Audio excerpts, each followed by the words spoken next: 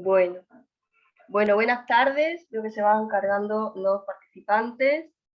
Eh, Bienvenidos a esta Open Lecture sobre el acompañante terapéutico en Uruguay.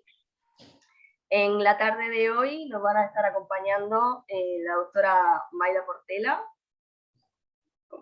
Ay, perdón.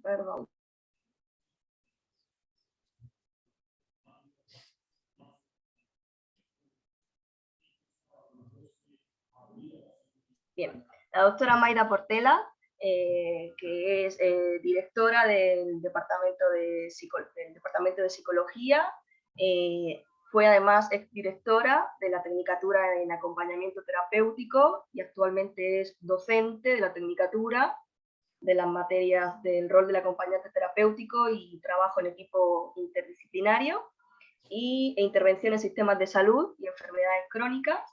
Es doctora en psicología por la Universidad de Palermo de Argentina y su tema de investigación central es la psicología de la salud y el bienestar.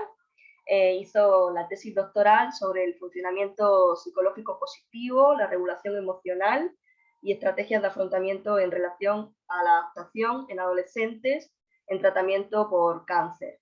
Ella va a tener la exposición central, que nos va a hablar de los aportes y desafíos desde la experiencia del acompañante terapéutico en Uruguay. Y después también nos acompañan tres egresados, que son Javier Ramón García, que es egresado de acompañamiento terapéutico de la Católica. Previamente se egresó en la Escuela Nacional de Estudios Superiores de la Policía Nacional.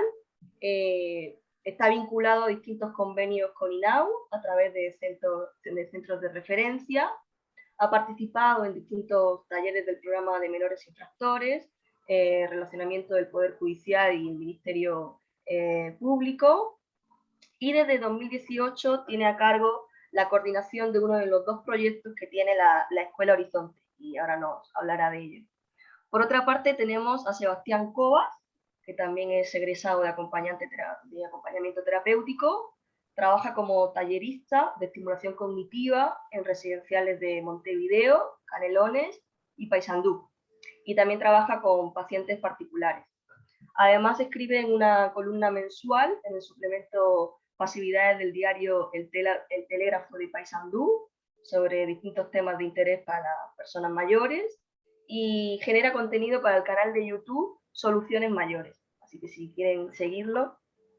Y por último tenemos a Carolina Salgueiro, que también es egresada de la Tecnicatura y trabaja como acompañante terapéutico en un dispositivo de acompañamiento terapéutico destinado a adolescentes, que tiene convenio con INAU, y bueno, que en la tarde de hoy nos contará en qué consiste, y también trabaja acompañando a adultos y a niños en el ámbito escolar. Así que nada, primero, bueno, bienvenidos.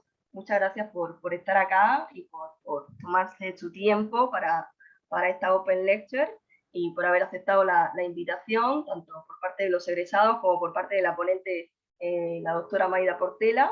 Y bueno, sin más preámbulo, le doy paso a Mayda Portela para que nos comente sobre los desafíos y experiencias del acompañante terapéutico. Bueno, buenas tardes a todos. Gracias a María del Mar por la invitación y bueno, un placer compartir este espacio con egresados de la Tecnicatura y ver un poco el andar de los egresados es realmente nada, algo que gratifica, la verdad, y bueno, también está dentro de la muestra real de lo que ha sido este andar de la Tecnicatura. Bueno, yo un poquito les iba a hablar, bueno, del acompañamiento terapéutico, como dijo María. Un poco la idea era, primero definir un poco qué es el acompañamiento terapéutico, para aquellos que no estén tan empapados del tema, qué es el acompañante, ¿no? Hacer una muy breve exposición de cómo surgió, y de alguna manera, bueno, contarles esto en definitiva, como, bueno, cómo pensamos, o sea, qué nos queda por transitar. Ups. Un poco la idea es pasar por, pausa, que se me va solo si no, Un poco la idea es contar, es darle un marco de referencia a esta charla para bueno, contar un poco el camino andado, y sobre todo, bueno, el qué nos queda para proyectarnos, digamos, y para seguir andando en esto del acompañamiento terapéutico. Algunas definiciones muy simples de qué es el acompañamiento terapéutico. Hoy, por suerte, después de todo el camino andado, podemos decir que ya se empieza a entender qué es el acompañamiento terapéutico. Hay unos ámbitos puntualmente donde se sabe fehacientemente qué es el acompañamiento terapéutico, pero bueno, no está de más un poco comentar que es un dispositivo de abordaje, ¿no? Es un dispositivo, perdón, se me va solo. Perdón, ahí voy.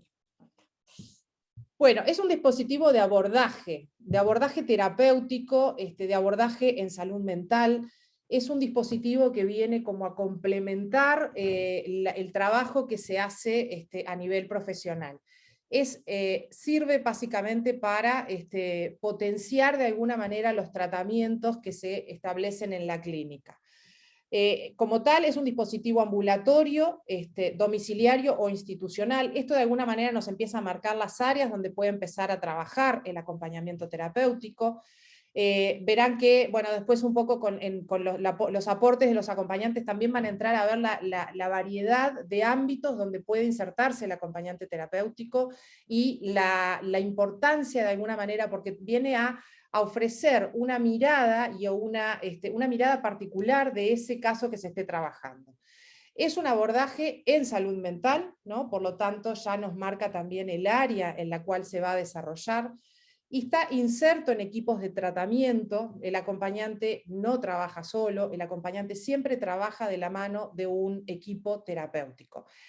El equipo es variado, porque depende mucho del caso. A veces cuando se habla de equipos uno se imagina una sala rodeada de un montón de profesionales, y a veces el equipo es simplemente el psicólogo, el psiquiatra, ¿no? El equipo tratante o el equipo profesional que se encuentra en la institución, puede ser en una institución educativa, de repente ahí ya tenemos psicólogos, psicopedagogos, psicomotricistas. Bueno, uno hace equipo con lo que hay, ¿no? Pero sí hay que hacer equipo, sí hay que trabajar de manera aunada, digamos, con los profesionales que estén trabajando con ese paciente. Por lo tanto, tiene también este dispositivo un rol articulador, porque de alguna manera como que pone sobre digamos, como que pone a trabajar las miradas de estos distintos profesionales, aúna los objetivos que tienen estos profesionales y los lleva a la práctica en la cotidianeidad de ese paciente, con ese paciente en situación.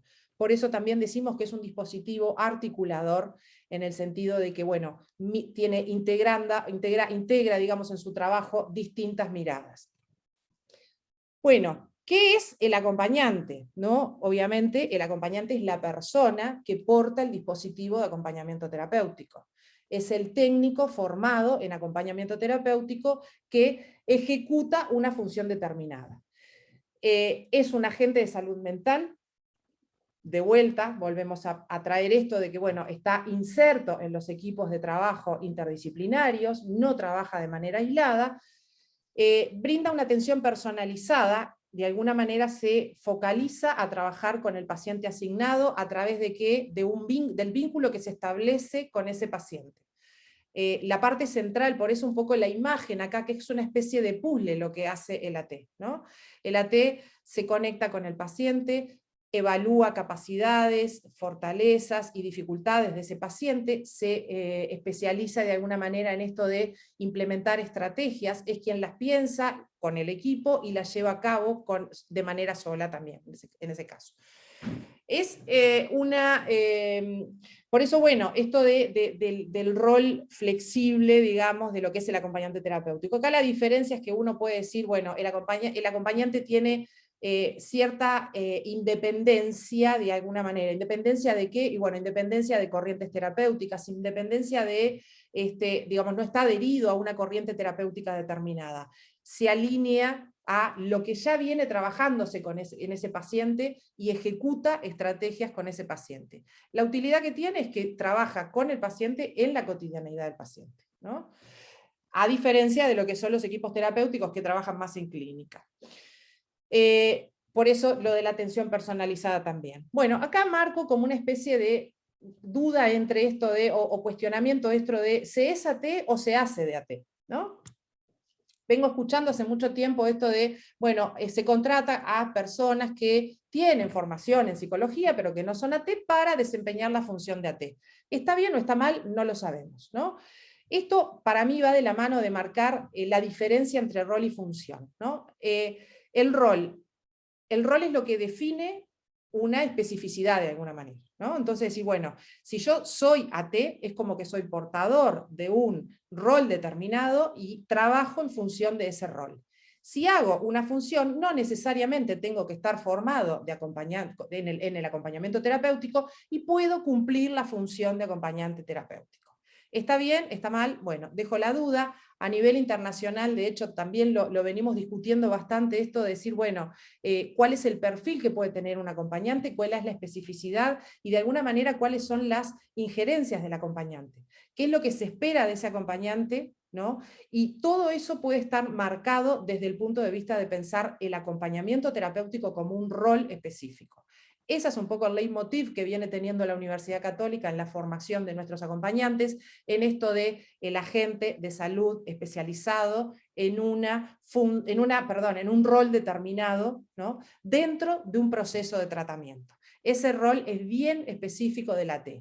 ¿Tiene formación o herramientas de psicología? Sí, pero no son las mismas que tiene un psicólogo para trabajar como psicoterapeuta, ¿no? Tiene que tener una formación básica en psicología, porque de hecho maneja muchas cosas de psicología con el paciente, por otro lado maneja muchos conceptos de psicología con el equipo profesional, pero el rol básicamente que desempeña es distinto al del profesional, ¿no? Entonces, por eso siempre me interesa un poco marcar esta diferencia, porque también es lo que pasa en el común de lo que uno escucha, ¿no? Ah, sí, fulanito le pidió, en una escuela determinada se le pidió un acompañante terapéutico, y bueno, contratamos a alguien, nadie, que de repente lo hace con muy buena voluntad, y seguramente, y capaz hace una muy buena función, pero bueno, por lo menos que tengamos en claro que hay diferencias entre lo que es el rol y lo que es la función, lo que es el ser y hacer de AT, ¿no? Ahí está un poco la explicación también de por qué la formación en acompañamiento terapéutico, ¿no?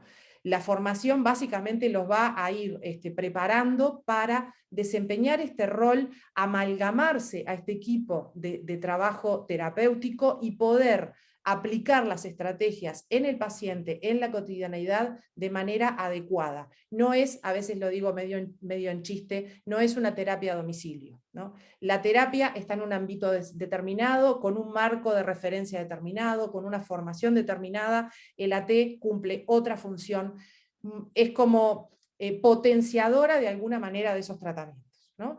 Entonces, bueno, por ahí un poco marcar la diferencia entre lo que es el rol y la función, entre lo que es el ser y hacer. Lo dejo ahí sobre la mesa, y de alguna manera también es lo que da sustento a la formación que viene desarrollando la Universidad Católica desde hace unos cuantos años.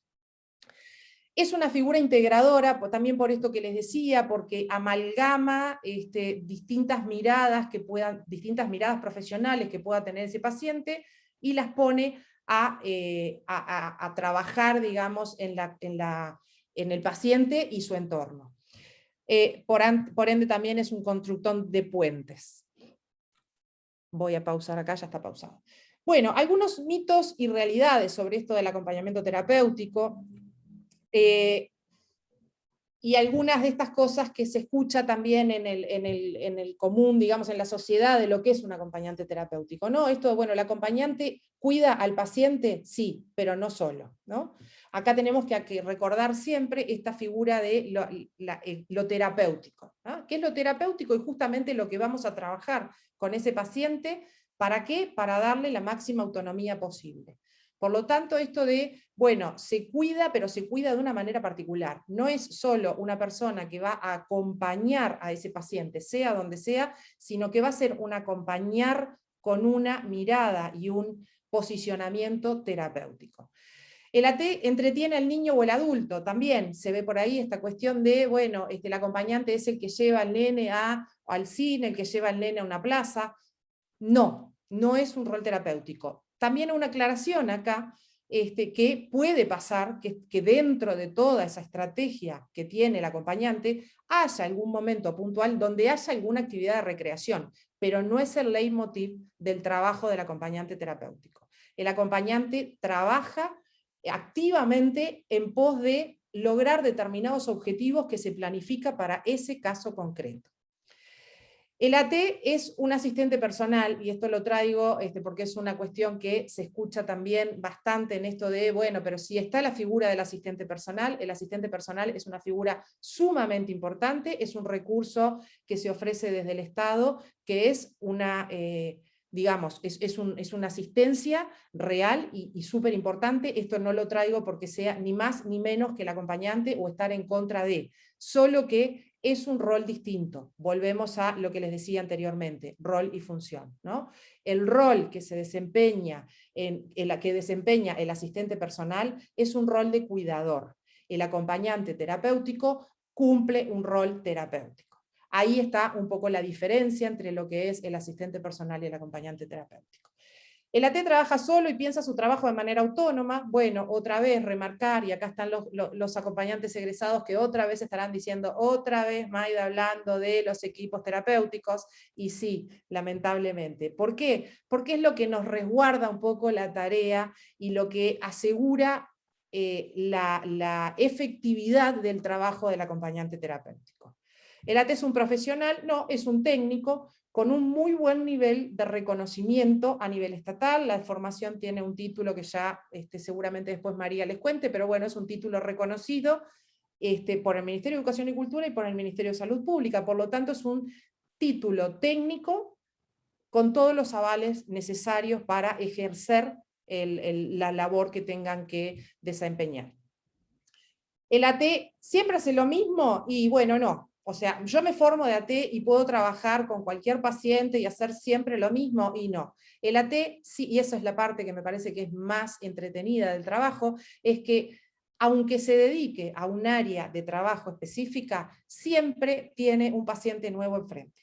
Siempre el desafío está toda esa cuestión de la creatividad, ¿no? Siempre se piensa una intervención a medida, como dice acá, para ese caso particular. ¿Cómo? Bueno, midiendo especialmente a ese paciente, diagnosticando, no es un diagnóstico clínico, sino un diagnóstico situacional de ese paciente, y de alguna manera, bueno, cuáles van a ser los objetivos y qué puede hacer el acompañante para acercarse a esos objetivos y lograr esos objetivos. Por lo tanto, es siempre un pienso distinto, es siempre un desafío distinto a trabajar con cada uno de los pacientes que vayan tomando cada uno de los acompañantes. Bueno, un poquito de historia, muy brevemente. ¿Por qué surge esto del acompañamiento terapéutico? Bueno, esto surge un poco movido por movimientos a nivel internacional, y bueno, y después un poquito más de la región. En Argentina es donde hay como una especie de boom de esto del acompañamiento terapéutico. Básicamente la idea es, o sea, en realidad en esto del movimiento más macro, hay un movimiento más de antipsiquiatría, se llama, no porque estén en contra de la psiquiatría, sino porque están en contra de los tratamientos asilares que venía tradicionalmente manejando la psiquiatría. Por lo tanto, bueno, al pensar en tratamientos diferentes al asilo, a la internación, también hay que pensar estrategias o intervenciones que puedan sostener esos procesos, ¿no? Entonces, bueno, empiezan a surgir herramientas nuevas, como estas herramientas del acompañamiento terapéutico, que de alguna manera llevan la intervención a la vida del paciente. No esperamos que el paciente tenga una sintomatología determinada y lo internamos, sino que frente a alguna sintomatología ya previa pueda implementarse este recurso y hacer la intervención en comunidad. Esto como a nivel muy macro, ¿no? Pero bueno, esto es como lo que da un poco el empuje de lo que es el acompañamiento terapéutico en el ámbito de la salud mental. En Argentina, en los años 70, también apoyado un poco por este movimiento de antipsiquiatría, aparecen un montón de recursos ambulatorios, un montón de recursos más comunitarios, si se lo puede llamar así, donde digamos como que los tratamientos van a empezar a funcionar en la comunidad o en la cotidianeidad del paciente. Ahí empiezan a implementar una figura que originalmente en Argentina se le llamó amigo calificado. A mí siempre me gusta traer esto porque también nos da un poco de la pauta de el rol también que define al acompañante, ¿no? Eso del amigo calificado, ¿no? El amigo ya habla de este vínculo particular que tiene con el paciente, que es imprescindible fomentarlo y establecerlo al inicio para después poder trabajar todo lo que tiene que trabajar con ese paciente, además contando de que, bueno, somos nosotros los que nos vamos a meter en la vida de ese paciente, ¿no? Entonces lo primero que tiene que haber es un vínculo generado con ese paciente y obviamente con el entorno de ese paciente. Esto lo definían en aquel momento como amigo, y el calificado le dieron esa designación como para correrle un poco de el rol del amigo, ¿no? Que el amigo tiene todo eso solo del compartir, pero estaba como faltando la parte terapéutica, digamos. Por ahí empezaron a pensar en decir, bueno, es un amigo diferente, es un amigo que va a ayudar a ese paciente o que va a trabajar con ese paciente. Después, con el paso del tiempo, se fue cambiando el término por acompañante terapéutico, pero el original era amigo calificado. Se empezó a implementar esto de el trabajo de los acompañantes terapéuticos en lo que son, por ejemplo, internaciones de adictos, ¿no? Y se pensaron en poner y asignar de alguna manera amigos calificados o acompañantes terapéuticos posteriores para trabajar el egreso de este paciente, ¿no? En el entendido de que el paciente ingresa a una comunidad o ingresa a una internación psiquiátrica y después sale, y bueno, o sale o le dan el alta o el egreso, y ese egreso, ¿no? Quedaba como, bueno, un poco ahí a la suerte de alguna manera. Entonces empezaron a asignar acompañantes terapéuticos a estos pacientes y empezaron a tener ese recurso en el cual se empezó a ver que también esos pacientes que salían o egresaban con un acompañante terapéutico, después no tenían una recaída o no tenían una reinserción, un regreso, perdón, a la internación. Entonces, bueno, ahí se empezó a ver la efectividad de esto y empezó a ver como una especie de boom de lo que es el acompañamiento terapéutico en Argentina. No los quiero aburrir, pero bueno, obviamente hoy por hoy en Argentina los acompañantes están trabajando insertos en el sistema de salud, digamos, es un recurso que asigna el sistema de salud a los acompañantes para los acompañantes terapéuticos, digamos, para tratamiento de los pacientes que lo requieran. Hay como una especie de introducción al, bueno, ¿y en Uruguay qué pasa? Bueno, en Uruguay arrancamos con la Tecnicatura en el 2008, primera generación salió por allá por 2010, y en Uruguay se hizo como el camino inverso a lo que fue en Argentina. En Argentina apareció o surgió el acompañante terapéutico en el ámbito de la salud, y en este último tiempo están insertándose en lo que es en el ámbito educativo y otras áreas, ¿no? Nosotros hicimos el camino inverso. No sé por la dinámica, digamos, del país o lo que sea, en Uruguay el acompañante empezó a tener un lugar de reconocimiento y de mucha demanda en el ámbito educativo, y bueno, y de ahora me parece que está tratando de ingresar, digamos, al ámbito más de la salud. Pero bueno, el camino transitado viene desde 2008, o sea que también da cuenta de que se viene caminando sobre esto del acompañamiento terapéutico. Al inicio había como una especie de desconocimiento, mucha gente de repente llamaba para decir, bueno, yo necesito una persona que venga a cuidar a mi mamá, por ejemplo, con diagnóstico de Alzheimer, que ahí Sebastián después nos va a contar, y de repente ese pedido no era de un acompañante terapéutico, era de un cuidador. Yo necesito de repente una persona que esté 8 horas con mi mamá o mi abuelo o lo quien sea.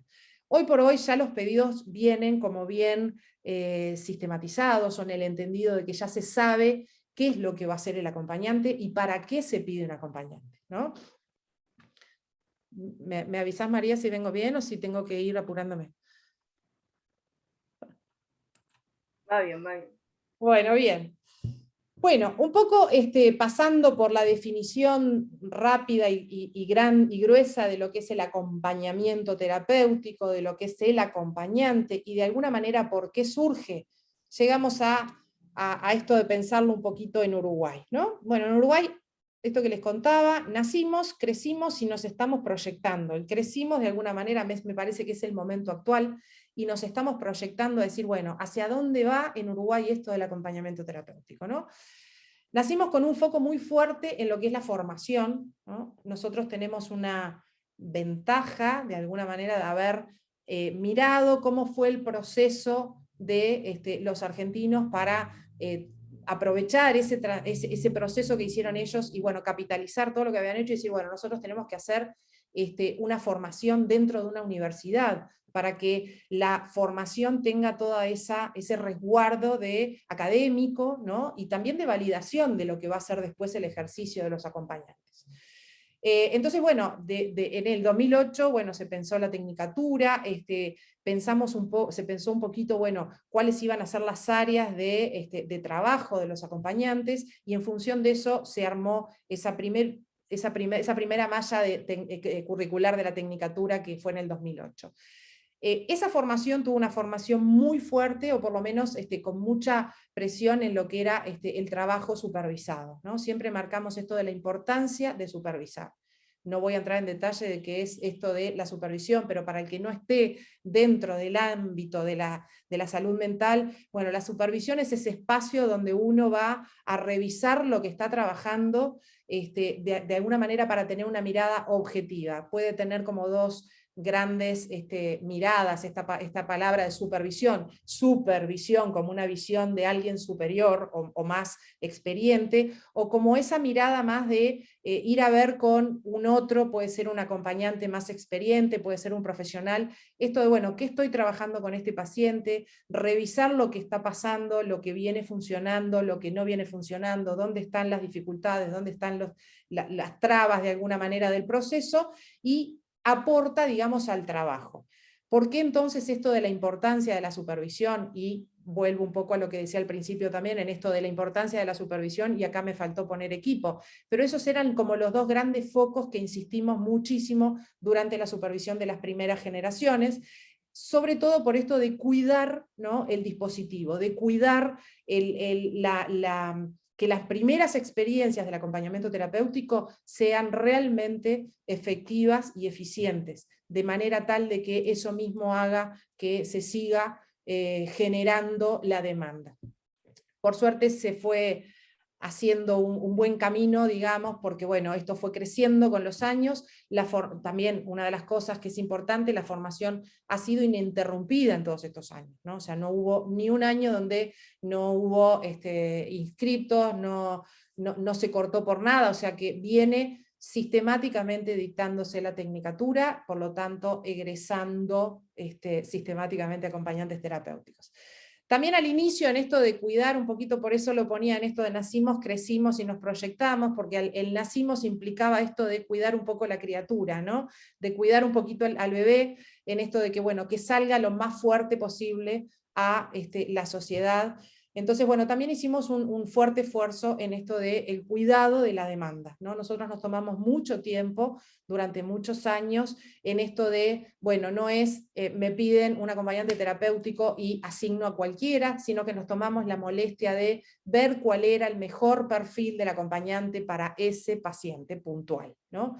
Y esto es algo que es bien importante, por esto que les decía al principio también, de que la base para empezar a trabajar en cualquier caso es el vínculo que se establece con ese paciente. Entonces, si ese vínculo no lo cuidamos, o sea, si asignamos una persona que no tenga el perfil para ese paciente, probablemente el trabajo posterior no se dé de la mejor manera, ¿no? O va a haber como esas cuestiones de dificultad en el camino. Entonces, bueno, también en esto del cuidar la demanda, y el cuidado de la demanda tenía esa doble mirada. Por un lado, prestar atención al pedido, ya que cuando le asignábamos un acompañante al pedido, que sea un nene, un adolescente, un adulto mayor, sea el perfil del acompañante adecuado para ese caso. Por otro lado, también esto nos fue permitiendo dar a conocer esto del acompañamiento terapéutico, ¿no? Porque en el esto de, bueno, a ver, preciso un acompañante para que trabaje con, no sé, de repente con un chiquito con TEA que va a ingresar a una institución educativa y que me piden que tenga acompañante, bueno, ok, cómo es ese niño, en qué institución educativa está, cuál es el equipo con el que se cuenta, y de alguna manera también contar a la familia o al equipo cuál era, o sea, qué es lo que se puede esperar de la T también, ¿no? O sea, qué es lo que o sea, no es pido una T solamente para que acompañe, bueno, cuáles son los objetivos que tiene también cada uno de los que solicitan el acompañante terapéutico. A veces pasaba que había cierta dificultad en esto de decir, bueno, no sé, por ejemplo, la escuela pedía que el acompañante ingrese para trabajar el área social y a la familia de repente le importaba el área académica o el rendimiento. Y bueno, y a lo mejor se planteaba toda esta cuestión de diferencias de objetivos para cada uno de los integrantes de ese caso. Pero bueno, en esto de analizar la demanda también se iba dando como, primero, un lugar importante al paciente, de cuidado al paciente, cierto resguardo para el acompañante también, de saber que no tenía que el acompañante desgastarse en esa primera etapa de, bueno, explicar qué era el acompañamiento terapéutico, qué se podía esperar de su rol y demás, sino que eso lo íbamos haciendo nosotros, y de alguna manera también visibilizar lo que es el acompañamiento terapéutico, ¿no? Bueno, los resultados me parece que son visibles con esto que les decía recién, de que bueno, viene habiendo como un largo camino, pero ya un camino como consolidado, por lo menos en algunos ámbitos, ¿no? Básicamente en esto que les decía, en el ámbito educativo, capaz en el área de los adultos mayores, que ya les contará Sebastián, también hay en algunos lugares hay como por lo menos un entendimiento de lo que es el acompañante terapéutico, para qué lo contrato y qué espero de ese acompañante terapéutico, ¿no? Y bueno, identidad es que en esto que pongo con signo de interrogación, en esto de decir, bueno, creo que hemos llegado a un momento donde la criatura que fuimos cuidando, ese bebé que fuimos cuidando durante muchos años, bueno, hoy es adolescente, hoy es rebelde, ¿no? O sea, hoy se plantea esas cosas de decir, bueno, me voy a sacar de encima, nada, el plan viejo, ya no lo quiero más, ese plan lo quiero en función a las demandas que he ido transitando en el camino. Se está en esto, ¿no? Esa identidad adolescente, me da la sensación, que se está como replanteando esto, bueno, ¿de dónde vengo? ¿Quién soy? ¿Y a dónde voy? De alguna manera, ¿no? Y por suerte, porque la verdad que me gratifica enormemente, no es porque digo porque los he visto andar por la facultad, y hoy ver también en los lugares que está entrando el acompañamiento terapéutico, de verdad que creo que es esto, ¿no? Está como en el adolescente rebelde que está haciendo toda la crisis de independencia, ¿no? Esta cosa de decir, los acompañantes somos nosotros y vamos a hacer esto y nos vamos a meter en tales lugares. Bueno, nos proyectamos, y sí, este adolescente en algún momento va a tener que crecer y va a tener que poner sus patitas en un lugar maduro, pero realmente creo que esta cuestión del desafío está bien interesante que se discuta, que se ponga sobre la mesa, que se golpeen puertas, que se marquen proyectos, y que, digamos, es como, bueno, este ámbito educativo, por ejemplo, que lo tenemos como asegurado, entre comillas, en el sentido de que ya se sabe perfectamente qué es el acompañante, qué viene a hacer, bueno, está bien, no exclusivamente. Hay una infinidad de otros ámbitos para insertarse el acompañamiento terapéutico. Prueba de ello, por ejemplo, bueno, ahora últimamente en Argentina están abriendo un área de formación específica para lo que es el ámbito judicial, ¿no? Trabajar en todo lo que son las situaciones de violencia doméstica, reinserción social en algunas situaciones de internaciones a lo que es nuestro INAU, por ejemplo, que ya capaz ahí les va a contar algo Carolina. Bueno, digamos, ámbitos se empiezan a abrir, ¿no? Entonces, bueno, el desafío creo que tiene que ver con esto, con esta rebeldía de cambiar el plan también, de decir, bueno, este plan bueno, sirvió para una época, para un momento, pero bueno, ya tenemos que darle otro vuelo a esta formación, adaptada a nuestra particularidad, adaptada a nuestras necesidades, ¿no? Sin perder de todo como la patita de conexión con lo internacional, ¿no? Con lo que está pasando en el mundo en el acompañamiento terapéutico. Bueno, por lo tanto esto, los cambios de planes, que ha habido un cambio menor en el medio y ahora va a haber un cambio más, más interesante, con una apertura, digamos, a otros ámbitos, que me parece que le da como ese aire fresco también a la formación y a entrar en otros ámbitos.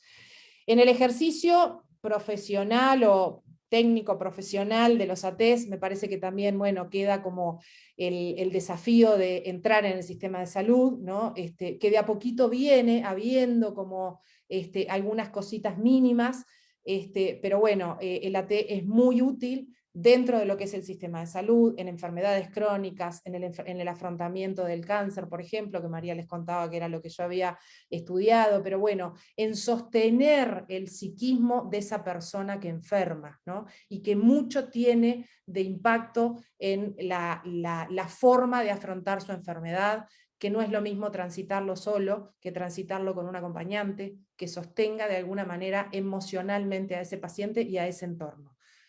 Por eso me parece que es lo que está quedando como un desafío también en el corto plazo. Bueno, en general también más difusión, ¿no?, en el ámbito de los profesionales de la salud. Acá es algo que siempre les digo a los acompañantes, y alguno se reirá cuando me escucha decir esto: escriban, escriban, escriban, escriban, ¿no? Porque muchas veces también el acompañamiento terapéutico nosotros terminamos como haciendo mucho, no mostrando nada, o sea, entonces no socializando, digamos, lo que hacemos. Por eso también me encantan estas instancias, porque me parece que tiene que ver con esto de, bueno, dar cuenta de lo que se hace, que lo que se hace tiene buenos resultados para los pacientes y para los equipos terapéuticos también. Una cosa que pongo como al margen acá, también es súper importante para los equipos, porque el equipo terapéutico, aunque sea cuando, por ejemplo, pensamos en, bueno, un psicólogo trabajando en su consultorio con algunos pacientes complejos, no es lo mismo trabajarlo solo que trabajarlo en equipo con un acompañante terapéutico. ¿Por qué? Para el paciente, por esta cuestión de que se potencia, digamos, el trabajo en la cotidianidad del paciente, pero para el profesional también es una utilidad enorme. Muchas veces el profesional tiene la vuelta, de alguna manera, de una información que solo en el consultorio no llega, digamos, ¿no? Entonces, esa cuestión de que se amplía también la mirada que puede tener el profesional trabajando con ese paciente en consulta. Y bueno, creo que el desafío es también esta cuestión de unidad de los acompañantes, de organizarse y de organizarse, fortalecerse y mostrar lo que son los acompañantes terapéuticos. Bueno, de alguna manera, y del internacional, los intercambios y demás. Pero creo que nada, del desafío me quedo con esto, hoy creo que el acompañante terapéutico es un adolescente rebelde, y hay que aprovechar esta rebeldía, porque de esta rebeldía siempre salen buenas cosas, siempre salen cosas mejores, y creo que es lo que después va a ir permitiendo a nivel local, ¿no?, tener una identidad de qué hacen nuestros ATEs, en qué ámbitos específicamente trabajan, y de alguna manera también que se vea o que empiece a mostrarse en esto de las escrituras, las publicaciones, los encuentros o lo que sea, dar cuenta de lo que hacen, mostrar lo que hacen y ver sobre todo los beneficios en los tratamientos y en los pacientes fundamentalmente. Y bueno, creo que, no sé si me explayé demasiado, pero bueno, muchas gracias.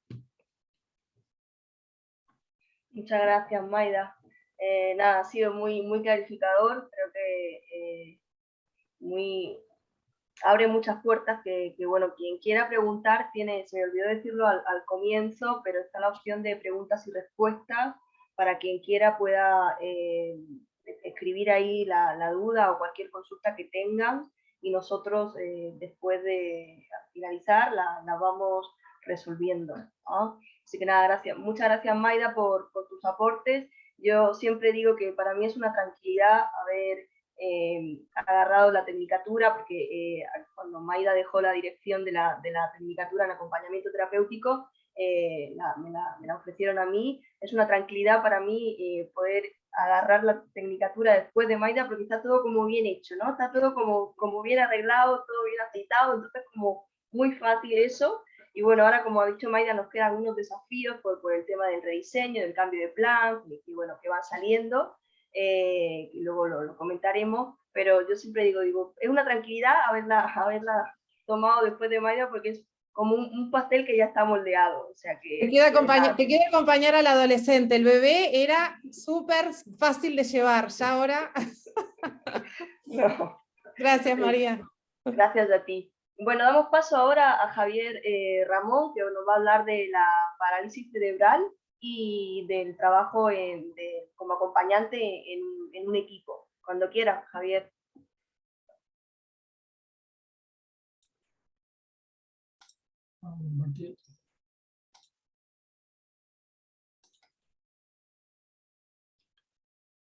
Bueno, antes que nada, buenas tardes a todos. La verdad que un gusto, un placer de poder compartir esta instancia. Realmente esto es muy interesante.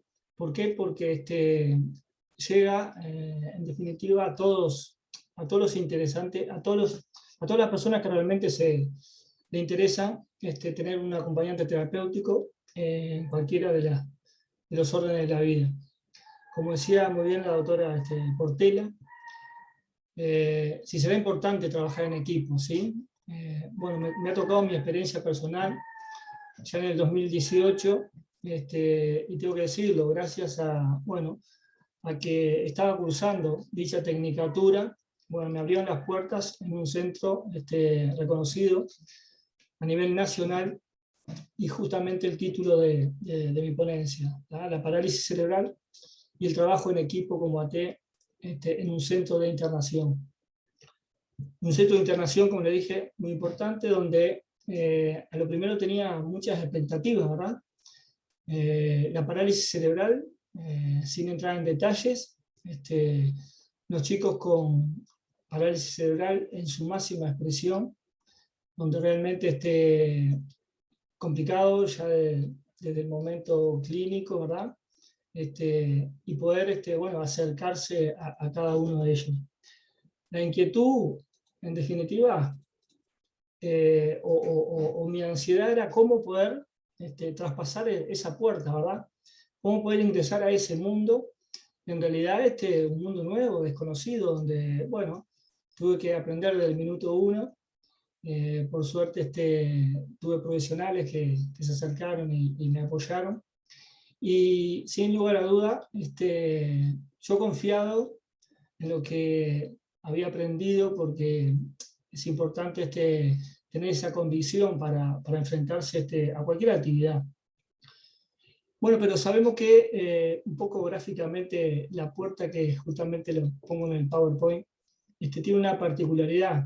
Si bien tiene su pestillo, como verán, no tiene esa cerradura, ¿no? Y bueno, esa es un poco la idea. Yo pienso que el acompañante terapéutico, así como cualquier persona, debe de traspasar determinados límites, y bueno, en este caso puntual necesitaría esa llave para poder ingresar, ¿verdad? Bueno, tanto es así que existe un ABC, ¿verdad? Esa llave la tiene cada uno de las personas que, bueno, desean derribar barreras, soltar obstáculos, o abrir esa puerta que poníamos al comienzo. Y bueno, y honestamente tranquilo de lo que había aprendido. Recuerdo palabras textuales de uno de los docentes, que sin lugar a duda lo primero hay que saber observar, hay que mirar, hay que saber dónde estamos parados, con quién vamos a trabajar, quiénes son los pacientes, ¿verdad? Posteriormente, claro, viene ese segundo paso, que es lo que decía justamente la doctora Mayra, esa parte vincular, esa segunda llave que es fundamental. Si nosotros no logramos el vínculo, ya sea en el equipo, para que funcione el engranaje, sino que a nivel del propio paciente, ¿verdad? No vamos a lograr algunos resultados. Y por supuesto que la tercera llave que ponemos ahí gráficamente es precisamente lo que hablaba también Mayra, que muy bien se refería al rol, a ese rol protagónico que tiene que estar en cada uno de nosotros, que tiene que ser, tenemos que ser convincentes, en lo que decimos, en lo que hacemos. Si nosotros estamos compenetrados en la función, indudablemente todo se va a hacer más fácil. Pueden haber obstáculos, como dije, bueno, pero hay que saberlo sobrepasar. Teniendo en claro, digamos, ese rol, como ya en 1968 Haldon hablaba del conjunto de esas conductas esperadas, ¿verdad? Y que en definitiva bueno, había que ocupar determinada posición y a su vez ser parte de ese equipo. Bueno, me aferré a esa definición y realmente hoy por hoy considero que está dando su fruto, ¿sí? Nosotros empezamos a trabajar en el rol justamente en la parte individual y en la propia interacción, ¿sí?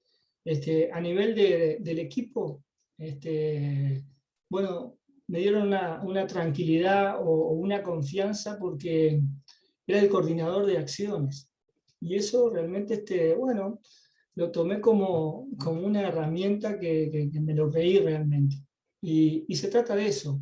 Si nosotros sabemos que tenemos que coordinar, que ser ese oído, esa mirada, tener esos miembros, de esas personas que realmente son los profesionales de la salud, que en este caso es donde realmente estamos trabajando, bueno, es seguir esos lineamientos, seguir y ver y observar esas determinadas conductas.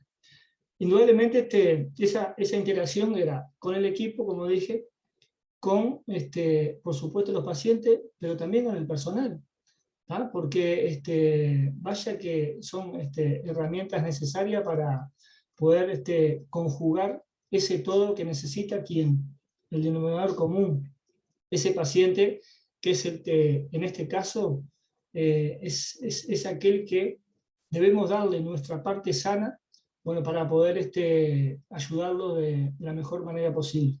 En mi caso, del minuto 1 que abren los ojos hasta que se acuestan. ¿Por qué? Porque indudablemente son totalmente dependientes. Bueno, tenía una ventaja a nivel de equipo, que precisamente era, en principio, sí, la formación técnica, que realmente bueno, se me reconoció, pero también tenía una carga horaria bastante importante. Trabajaba de lunes a sábado y podía estar en muchas horas picos puntuales, donde podía estar observando y llevando adelante determinados lineamientos por parte del equipo, ¿no? Y después sí, ser, como dije, ese nexo con el equipo técnico, ¿verdad? Que sin lugar a duda son esos ojos en ese cotidiano, que en realidad no es porque hoy esté trabajando en esta institución, sino que el que trabaja aquí, bueno, tiene un sentido de vocación y sobre todo un rol definido, ¿verdad? Porque el técnico en la parte puntual, ¿verdad? De los determinados procesos. Por supuesto que los auxiliares son los que llevan adelante ese cotidiano, ¿verdad? Y si será importante el nexo de AT. Y ahí a que, bueno, dentro de las posibilidades del acompañamiento tuvimos que idear determinadas acciones y procesos de atención, ¿tá? Lo bueno de todo esto es que hay que ser prolijo. Y bueno, tengo a mi cargo en definitiva 37 chicos de todas las franjas etarias, o sea, de la niñez hasta pasar por la adolescencia, ¿verdad? Adultos y adultos mayores. Justamente uno de las personas que atendemos, este sábado cumple 70 años y está de los 11 en esta institución. Así que como verán, ya tiene, digamos, procesos de atención y bueno, lo más importante que realmente nos llena de orgullo es que la familia, en este caso su hermano, está agradecido con esa atención, con esa calidez que se le brinda a dicho paciente. Indudablemente que esos registros, datos personales, evaluaciones, hubo que hacer determinados, por supuesto con determinadas acciones de los profesionales, ¿verdad? Corroborar determinadas conductas, ¿sí? Disruptivas o no, determinados comportamientos, ver las integraciones, no sé, ya sea en grupo o de forma individual, la participación, ya sea en acciones o actividades recreativas, paseos, por ejemplo, talleres o otras actividades. También llevamos un conteo de las interconsultas, por ejemplo, que se realizan fuera de la institución, donde ya ahí ya lo ven determinados especialistas, ¿verdad? O estudios que tienen que realizarse en algún centro asistencial. Aportes técnicos, como decíamos, esos seguimientos hay que documentarlos, hay que llevarlos a la práctica, tenemos que incentivar al personal para que realice esas determinadas acciones, porque son las que, bueno, en definitiva van a poder sacar adelante a esa persona, ¿verdad? Bien, observaciones, sí. Por ejemplo, tener en cuenta las visitas que pueden llegar a la institución, ahora que salimos post pandemia, reflotamos un poquito ese tema, ¿verdad? Bueno, internaciones, porque pasa, es una realidad. Acá hay chicos que en determinados periodos, momentos, ellos tienen una expectativa de vida quizás muy corta, y hay que, bueno, llevarlos a un régimen hospitalario, donde bueno, ahí lleva otro tipo de acompañamiento y demás. Y también ese contacto familiar que hablábamos al comienzo, sí será importante, porque ese vínculo es fundamental, porque dichos pacientes, si bien tienen esa parálisis o esa condición, también sienten, escuchan, perciben, y realmente es grato a veces cuando lo vemos en presencia de ese ser querido, la forma que reacciona, si será importante. Desde la integración podemos hablar un poquito que trabajamos con las distintas áreas, ¿verdad? Y podemos dar algunos ejemplos. Hoy Mayra también nombraba que en una institución los equipos se forman con muchos técnicos, ¿verdad? Y sí que los hay, que los tenemos en nuestro centro, ¿sí? Por ejemplo, fisioterapia, ¿no? Por ejemplo, saber la colocación en tiempo y forma de algunas ortesis, de algunas ayudas especiales, ¿verdad? Que necesitan esa persona, ¿verdad? Para su, bueno, no le digo rehabilitación, porque ese término es muy, muy amplio, pero que en definitiva debe tener un plazo, un horario, y estar en esos detalles es muy importante y saludable para la persona. Si hablamos, por ejemplo, de psicomotricidad, bueno, sí, una representación de ejercicios y tratar de llevarlos adelante, ¿verdad? O sea, ahí podemos entrar también con tablas de autoayuda, ¿verdad? Y trabajar un poquito la motricidad fina, la gruesa, ¿verdad? Siempre siguiendo lineamientos del técnico, por supuesto supervisados por ellos. Si hablamos de nutrición o fonoaudiología, que están muy, muy ligados, muy relacionados dichas áreas, bueno, también un seguimiento sumamente importante, porque más allá de que el nutricionista da su aporte, ¿verdad? Y lo documenta, y así se lo hacemos saber a todo el personal, es importante controlar que esa persona también reciba su agua a determinada hora, que por ahí no se la puede dar cuando se está alimentando, sino que hay que esperar unos 10 minutos aproximadamente. Bueno, que reciban sus jugos, sus colaciones, ¿verdad? Sus dietas. Tienen su ritmo también, tuvimos que aprender y ver esa acción tan mecánica que parece, pero aprendimos que el hecho de alimentar a estos pacientes tiene que ser un disfrute ese momento, ¿sí? Y vaya que lo tiene que ser en un clima agradable. Entonces, el tema de la sensación está muy a flor de piel en todos ellos. Sin ir más lejos, por contar una anécdota, realmente en determinado momento había uno de los chicos que realmente se atoraba cuando semanalmente recibía determinada alimentación, que era pancho, ¿no? Pancho bueno, con su acompañamiento, ¿no? Y el pancho es algo que parecería, al cortarlo, que ya queda chico, ¿no? pero pudimos comprobar que era eso el detalle esencial, y era que había que inclusive partirlo a la mitad, ese pedacito o ese trozo de gancho. ¿Por qué? Porque oficiaba de tapa en el software, realmente se atoraba, hasta podría haber sido contraproducente. Por suerte, en base a la observación, pudimos hacerle ver al técnico de que en definitiva, bueno, al servir ese plato tendría que haber sido con otra especificidad, ¿verdad?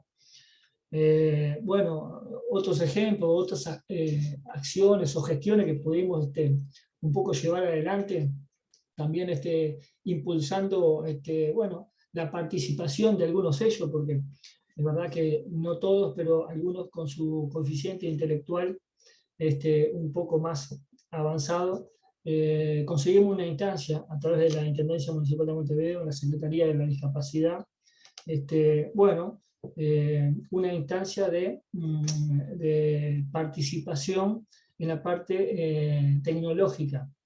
Uno de los chicos que ya lo teníamos egresado de la Teletón, con su computadora portátil y demás, logramos vincularlo al centro CERTRI, ¿sí? Centro de Referencia Tecnológico e Inserción, de comenzar a realizar actividades de aprendizaje, y hoy por hoy viene desarrollando diseños gráficos en la institución, gracias a esa capacitación, gracias a ese lineamiento o proyecto de vida que en definitiva se le está formando. Hace los diseños gráficos de las distintas actividades, ya sea cumpleaños, fiestas y demás, ¿verdad? Por supuesto que seguimientos en distintas áreas, sobre todo algunos de ellos fuera de la institución también, donde hay que tener un vínculo esencial con otros centros de atención, por ejemplo en equinoterapia, que es fundamental la terapia para algunos de los chicos, ¿verdad? O en APTI, una asociación de recuperación también, donde otros de ellos hacen deporte, y tener esos vínculos con ese personal para, bueno, para que no solo pueda compartir esa instancia fuera de la institución, sino que dentro de la misma pueda inclusive tener su espacio, su tiempo para poder desarrollar, por ejemplo, boccias, lo que sería una disciplina para la discapacidad, donde, bueno, pudimos acercar también un espacio para el chico realmente que realiza ese tipo de actividad. O sea que siempre estamos buscando, digamos, mejorar, por supuesto, esa calidad de vida de cada uno de ellos, ¿no? ¿Sí?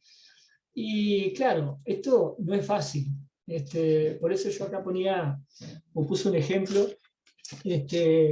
de lo difícil que puede llegar a derribar alguna barrera o tener alguna instancia un poco compleja si se nos llegara a presentar. Quizás nosotros estamos acostumbrados a desarrollar determinada actividad y de determinada manera, por ahí en algunas ocasiones vamos a tener que cambiar, como bien decía Mario, perdón, Mayra, una vez más, ser ese revolucionario en algunas instancias y provocar esos cambios, que a veces pueden tornar no ser fácil.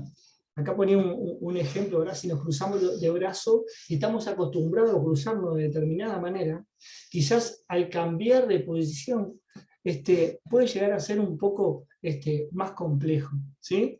Y puede ser que sí. De ahí una pequeña reflexión que hago, porque si nosotros nos enfrentamos a algo nuevo, sin lugar a duda se va a poder lograr, ¿tá? Con la existencia, con la perseverancia, luego de intentos, lo vamos a poder considerar y conquistar, ¿verdad?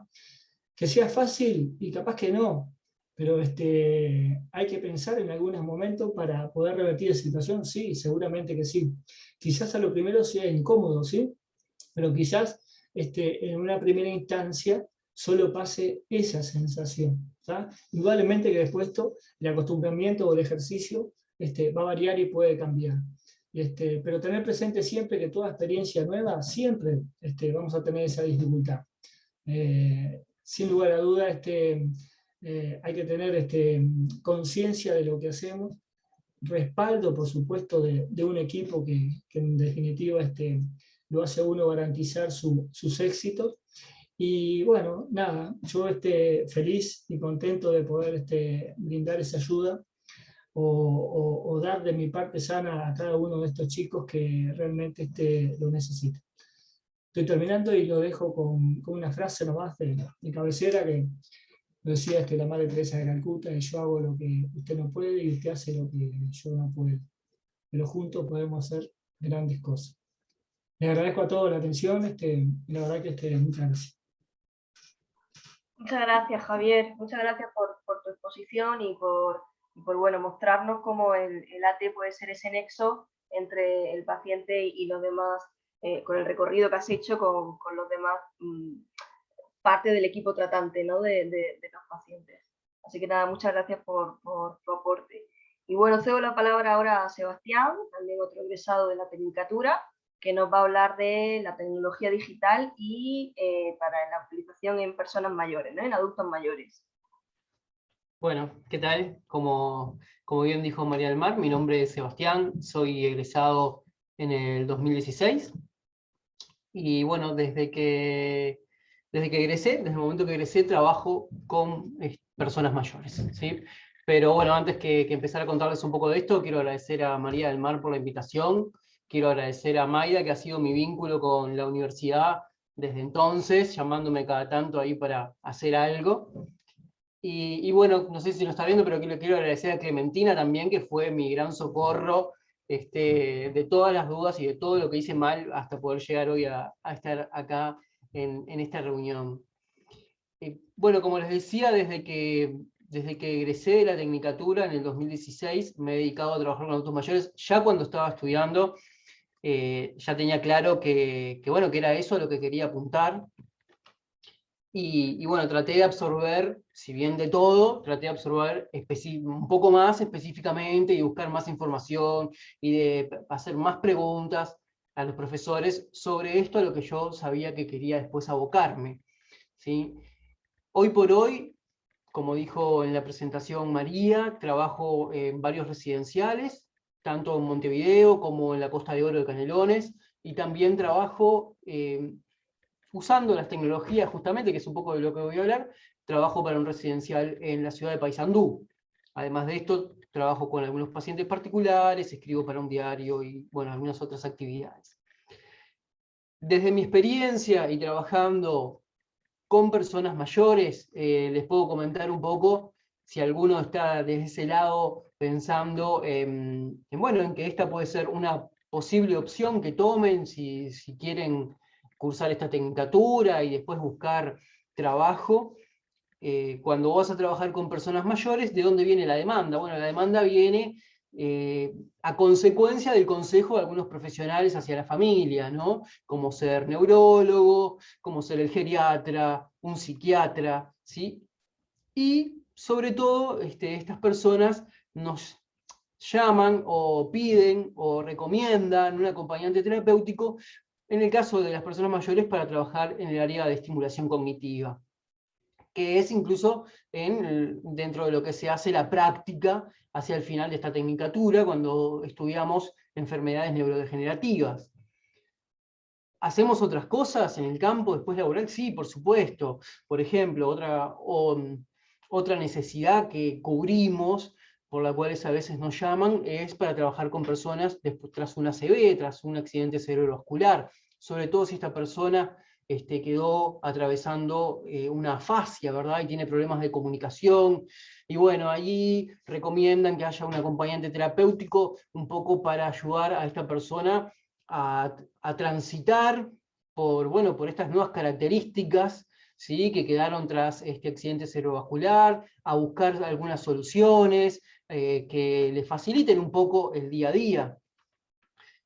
En todos estos casos que estoy mencionando, nuestro rol implica ser la mano ejecutora de disposiciones de estos profesionales que hablamos antes, ¿verdad? Pero nuestro rol puede ir bastante más allá de meramente hacer en el día a día, con el paciente, hacer carne las ideas de estos profesionales, ¿sí? Por supuesto que, como dijo Mávida, y como dijo ahora el compañero, es fundamental esto de tener un equipo del cual formar parte, tener profesionales de referencia atrás, supervisar, pero también, bueno, en el día a día no podemos estar todo el tiempo preguntando ¿y qué hago ahora con esto que se suscitó?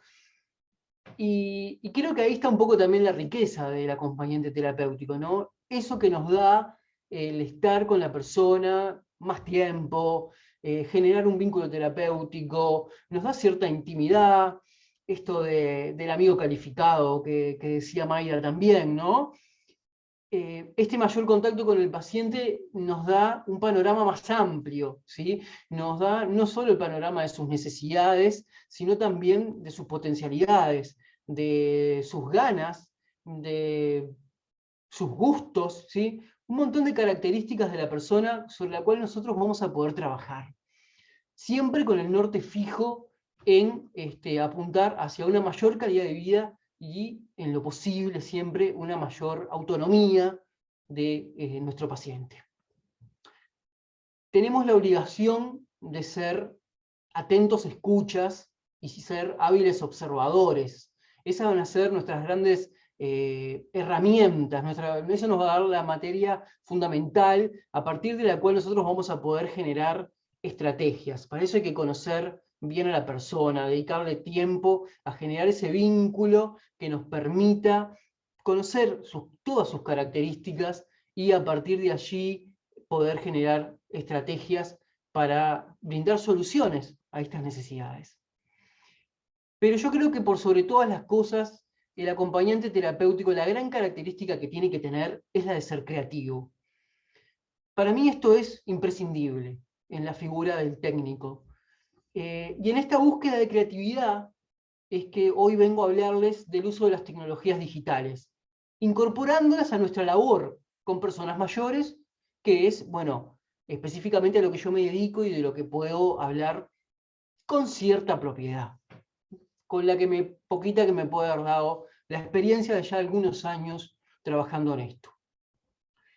Para esto lo primero que debemos hacer es derribar nuestra idea de que las personas mayores, de forma casi que inherente, son reacias al uso de la tecnología, ¿sí? No estoy hablando acá del uso autónomo por parte de estas personas de las tecnologías de comunicación, no estoy hablando tampoco de lo que se llama la brecha gris, ¿sí? Que es la exclusión de estas personas, el dificultar el acceso a estas personas con respecto a Internet y a las tecnologías, y tampoco estoy hablando de lo que se llama domótica, ¿verdad? Que es esto de las casas inteligentes y cómo eso puede ayudar a una persona mayor, que también son temas súper interesantes, pero no es lo que nos trae hoy a esta charla. A lo que me quiero referir es a las tecnologías digitales como herramienta a usar el acompañante terapéutico en búsqueda de soluciones para nuestros pacientes.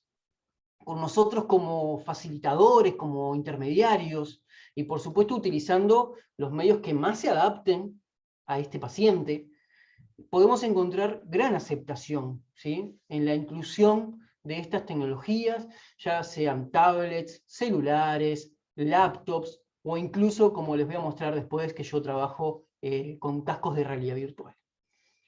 Por eso los invito, antes que nada, a romper con esta idea preconcebida y animarse, ¿sí?, a armarse su propia caja de herramientas, ¿sí?, teniendo siempre, por supuesto, en cuenta las posibilidades y las limitaciones de nuestro paciente, para no producir tampoco frustraciones, ¿verdad?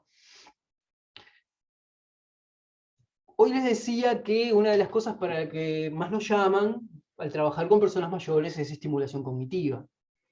Cuando hablamos de estimulación cognitiva y hablamos de tecnologías digitales, lo primero que se nos puede venir a la mente son la gran variedad de softwares o páginas web que se dedican específicamente a esto. Pero a veces nos encontramos con estas plataformas como algo limitante, un poco porque muchas de ellas tienen un precio que nosotros deberíamos pagar o deberíamos transferir ese precio al paciente o a la familia del paciente. y otras veces porque la interfase no es tan intuitiva, no es tan amigable como debiese, y muchas veces me he encontrado con que estas aplicaciones son de carácter regional, que presentan material o preguntas que para la población uruguaya no es tan fácil contestar. O sea que con respecto a este tipo de herramientas, si yo las recomiendo, sí, son muy buenas, son útiles, pero no me cerraría eso como única opción cuando hablamos de aplicar tecnología a la estimulación cognitiva. Les voy a contar ahora un poco de mi caso. Yo empecé trabajando con softwares de estimulación cognitiva y poco a poco me fui mudando a armar, como yo les decía hoy, esta propia caja de herramientas. ¿Y cómo lo hice? Bueno, con el uso poco más que de una tablet, con la experiencia y un poco de imaginación también, nos podemos descargar varios juegos de, por ejemplo, la Play Store, ¿sí? Muchos de ellos gratuitos, que suplan en parte lo que estos software nos ofrecen. Y de ese modo nosotros irnos armando nuestro propio set de ejercicios para trabajar sobre la atención, la memoria, el lenguaje, el cálculo, la orientación, etcétera, ¿sí? Todo eso que nosotros queremos trabajar en una sesión de estimulación cognitiva. Algunos consejos que les puedo dar si se van a meter a navegar, a buscar aplicaciones, juegos, para trabajar con sus pacientes adultos, con sus pacientes personas mayores. Lo primero, tengan en cuenta las limitaciones físicas. Cuando estamos hablando de personas de más de 65 o 70 años, por supuesto que se pueden empezar a presentar problemas de visión, hipoacusia, y todo eso lo tenemos que tener en cuenta. Así que vamos a preferir gráficos grandes, letras grandes, y por supuesto, evitar infantilizar a la persona. Evitemos los juegos que están hechos con gráficos pensados para un niño de 3, 4, 5, o la edad que sea, la edad infantil. No infantilicemos a la persona mayor. Tampoco que contengan elementos que se muevan demasiado rápidos, ¿sí? Y evitemos los juegos o las propuestas por tiempo. Esto genera una gran ansiedad. Hoy en mi caso dispongo de una tablet con varios juegos, ¿sí? Que he bajado, que he descargado, y que resultan muy atractivos a mis pacientes. Tan atractivos que muchas veces cuando estamos haciendo otro tipo de actividades que no conllevan el uso de tecnologías, me cuestionan y me dicen, hoy no vamos a trabajar con la tablet. Así que erradiquemos ese miedo, no, la persona mayor no se va a adaptar a trabajar con este tipo de herramientas. También los invito a que después empiecen a generarse ustedes sus propias herramientas, sus propios juegos, sus propias dinámicas, sus propios ejercicios, y los puedan presentar con la utilización, por ejemplo, de una tablet, de una laptop, ¿sí? A esto a ustedes les va a facilitar muchísimo el andar cargando con 1000 fotocopias, con hojas, con andar dibujando. Por supuesto que todo esto también está bueno. Una cosa no descarta a la otra, ¿sí? Es simplemente una opción que a ustedes les va a facilitar, les va a volver muchas veces la sesión más divertida y a su paciente también. Por ejemplo, probemos, no sé, les voy a decir algunos ejemplos que yo uso, preparar imágenes con actores, con músicos, ¿sí? De la época de estas personas, de la época de su juventud, y que ellos las tengan que reconocer. Podemos usar incluso plataformas de streaming como Spotify para generar ejercicios.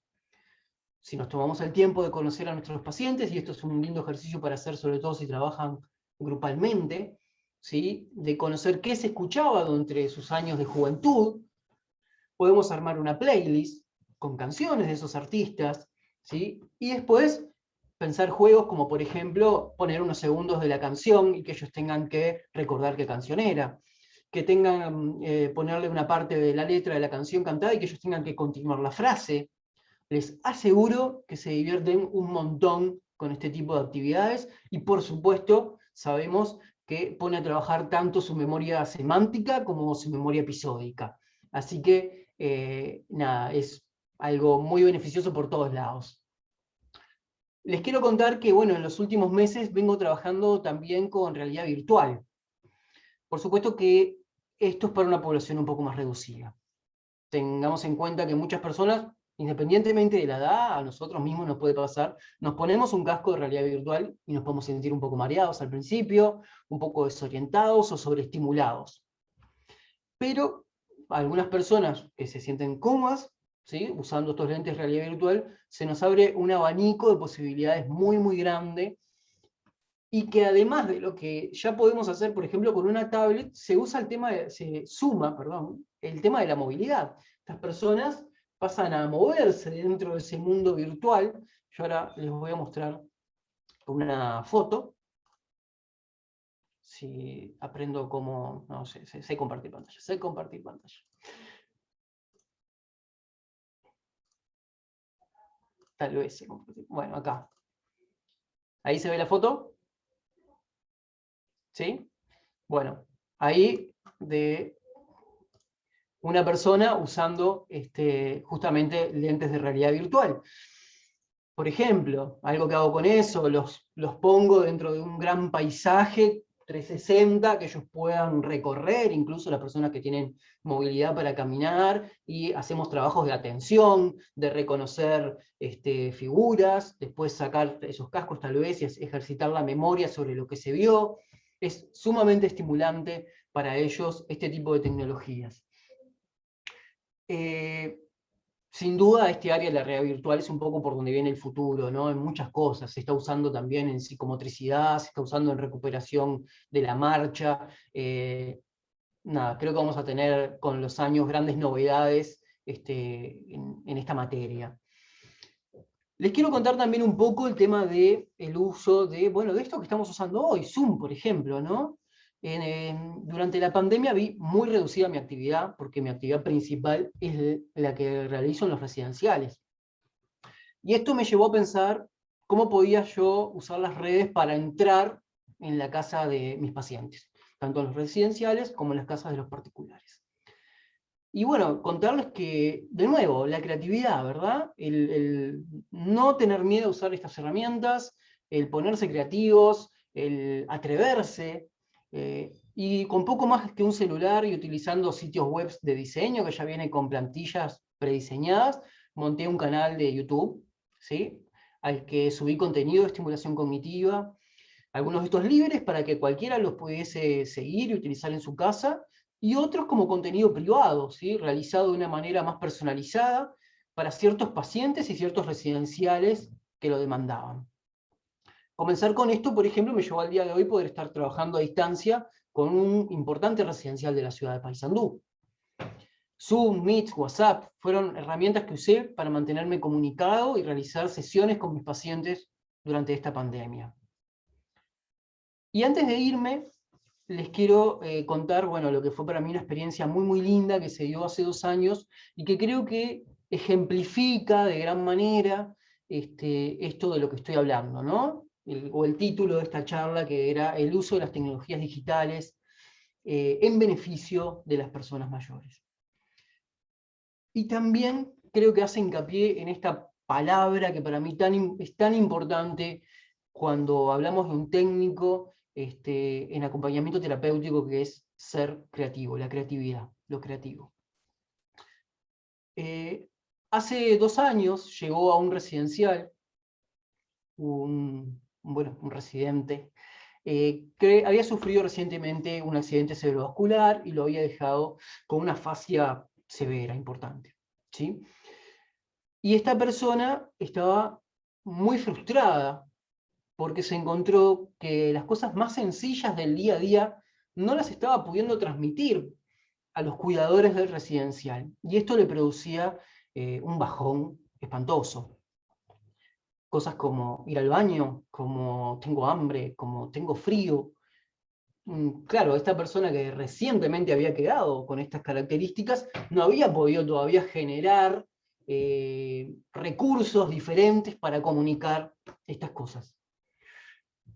Entonces se me ocurrió que debía de haber alguna aplicación, que yo tenía que buscarla, que ayudara a personas de similares características, poder ayudarlo a él y poder ayudar a otras personas que estuvieran pasando por una situación parecida. No la encontré, no la encontré. Así que la otra opción era inventarla. contándoles un poco de esto a la población de residentes, de ese residencial y de otros en los que yo trabajaba, me encontré con que todos estuvieron muy dispuestos a ayudarme con esto, les pareció una buena misión. Entonces lo que hicimos fue empezar a pensar en algún dispositivo que disparara las frases que más precisaran para estar comunicados en esta situación de institucionalización, ¿no? Bien específico. Yo estoy en un residencial, no puedo hablar, ¿cómo me comunico las cosas básicas con un cuidador? Ahí me puse a pensar en las limitantes físicas de esta aplicación. Debía de tener o botones o gráficas grandes, entonces no podía disponer de mucho botón. Además, una persona que tuvo una ACV normalmente queda con la motricidad reducida. En este caso, esta persona tenía además una hemiplegia. Entonces dije un poco, porque me pareció, por nada en especial, esto obviamente no lo saqué de ningún estudio, dije, bueno, vamos a hacerlo de 16 frases.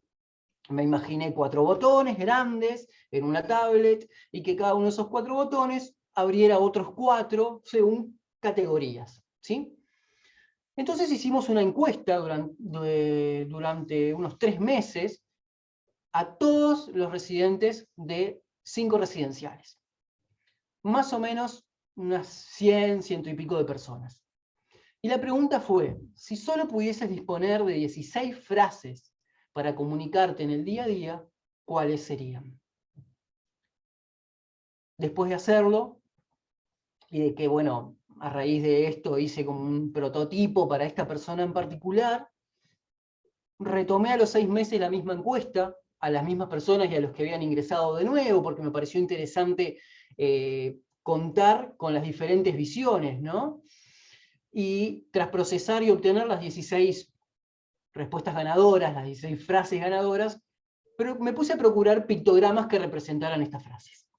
Luego le pedí a un amigo que es locutor que las grabara con su voz de locutor, me contacté con un programador, le conté lo que necesitaba, lo cual en cuanto a programación, porque a veces tenemos esos miedos también de, uy, qué difícil o qué caro que puede ser hacer algo así, y no lo es.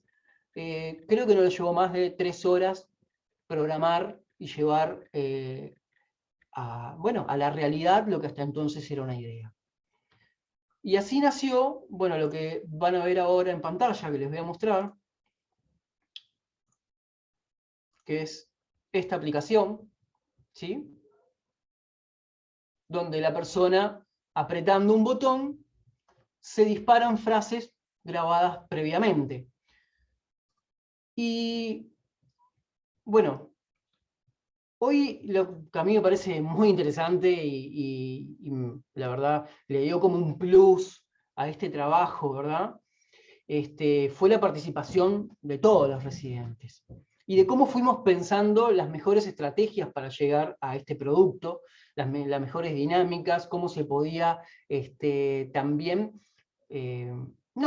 puesto en situaciones reales, sacarle el mayor jugo. Y ahí pensamos en un concepto que hicimos que fue el de economía de comunicación, que era que en diferentes contextos las mismas frases cobraran diferentes significados, lo cual multiplica el uso de esas 16 frases. Hoy la persona que inspiró esta idea, este residente que había atravesado por una ACV y que aún al día de hoy, bueno, sigue con esta afasia, participa de los talleres, comunicándose a través de esta aplicación, se comunica con su tablet, ¿sí? Diciendo cosas como que tiene hambre, como que necesita ir al baño. Pero también la utiliza para otras necesidades que los residentes consideraron tanto o más básicas, y que merecían su lugar en estas 16 frases, como decir gracias o decir te quiero. Bueno, un poco esa experiencia les quería contar porque me parece que era un poco ejemplificante de cómo podemos animarnos a usar las tecnologías digitales, estos nuevos aparatos que hoy por hoy son tan comunes, ¿verdad? Con el tema de la inclusión digital, muchas personas mayores tienen su tablet y nosotros podemos utilizarlas como herramienta Así que bueno, esa era un poco la experiencia personal que les quería contar.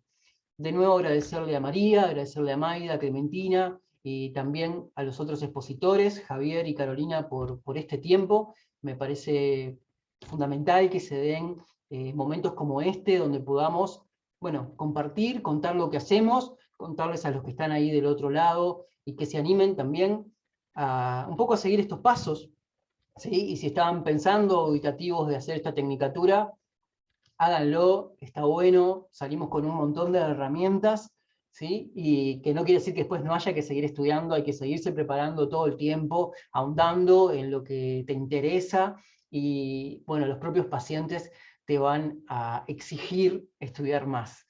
Así que bueno, un poco eso, los dejo ahora con Carolina y nos estamos viendo en la próxima.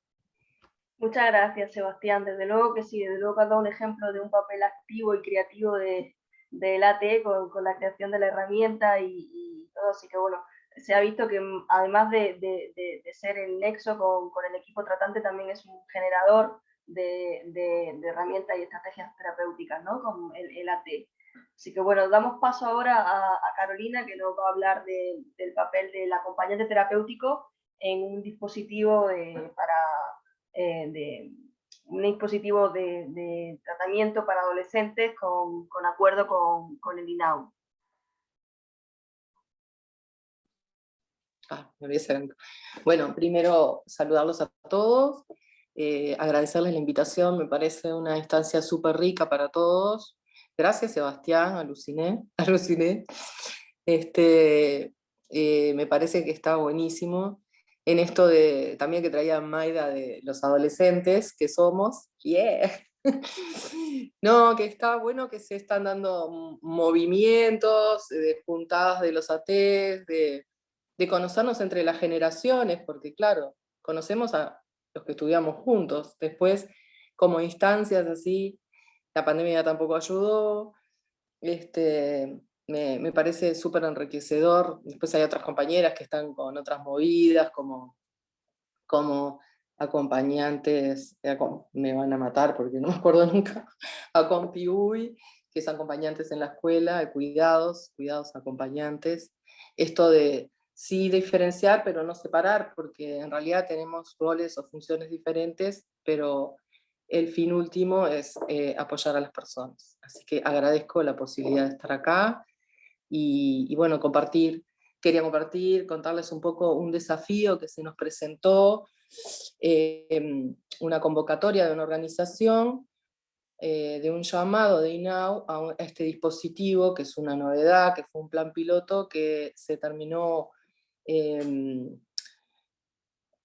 realidad venía de un proceso anterior de años de personas creando este dispositivo, que bueno, comenzamos y arrancamos en julio del año pasado.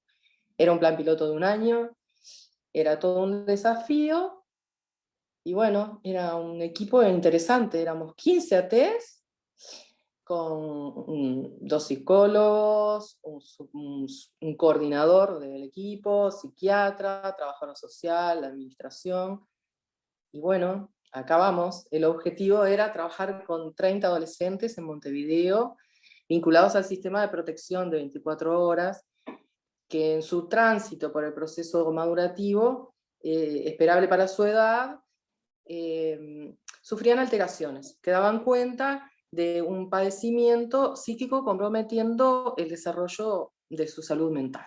Entonces, este proyecto que se plantea es para trabajar con esos chicos, contribuir al desarrollo integral del adolescente en su entorno habitual, social y comunitario.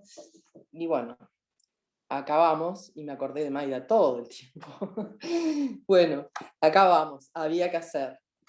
Bueno, aprender un montón de siglas que las instituciones trabajan, que el DAT, que era el dispositivo de acompañamiento terapéutico, la PAI, que era el proyecto de atención integral para los chicos, y cómo era, y era nuevo para todos, muchos trabajamos en instituciones y más o menos teníamos las dinámicas de la institucional, las dificultades, en fin. Pero también teníamos ese bagaje también de experiencia de cómo trabajar en las instituciones.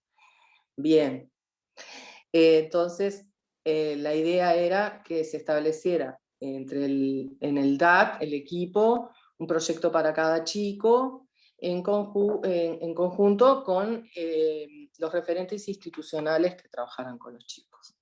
Ta. Entonces también me agarré de Pulice, me acordé de Rossi, me acordé de todos.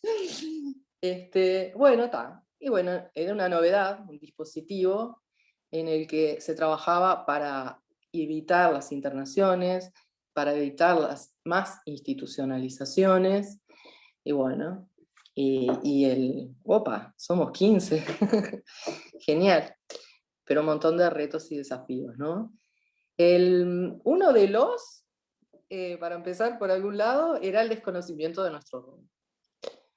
Entonces, si bien la gente que tuvo contacto directo con nosotros de las instituciones estuvieron abiertos a escuchar, siempre se deslizaba esta necesidad de las instituciones por falta de personal o porque les surgía el tiempo de apelar a nuestro rol para cubrir otras cosas que no eran. Entonces había que reencuadrar, explicar por dónde iba nuestro trabajo. Bueno, ese es uno, ¿no? Después teníamos chicos adolescentes, todos o la mayoría que venían de contextos complejos, con situaciones complejas, con un lenguaje diferente, porque yo ya estoy grande, o sea que tuve que aprender un lenguaje nuevo, letras de canciones nuevas, gustos nuevos, y poner la creatividad al servicio de eso, y Sebastián me dio un montón de ideas. Entonces, ahí generan vínculo con chicos que vienen de situaciones complejas y de pérdidas muy grandes. Entonces, aparece una persona externa a la institución, que no entiendo mucho para qué está, y que, bueno, muchos chicos con esa desconfianza de brindar la confianza, valga la redundancia, a una persona que los han dejado. Y después de nosotros trabajar ese proyecto y esos objetivos, tener que despegarnos sin dañarlos, porque también es otra pérdida que tienen que afrontar. Y entonces, no solo el desafío era el trabajo con el chico, sino después el desprendimiento del chico sin que le generamos un sufrimiento extra, ¿no? Vinimos, los apoyamos, lo conseguimos y ahora nos vamos. El ahora nos vamos también fue un reto grande para nosotros. Porque en inclusión escolar, bueno, se terminó el año y entonces a veces como que redondea la cosa.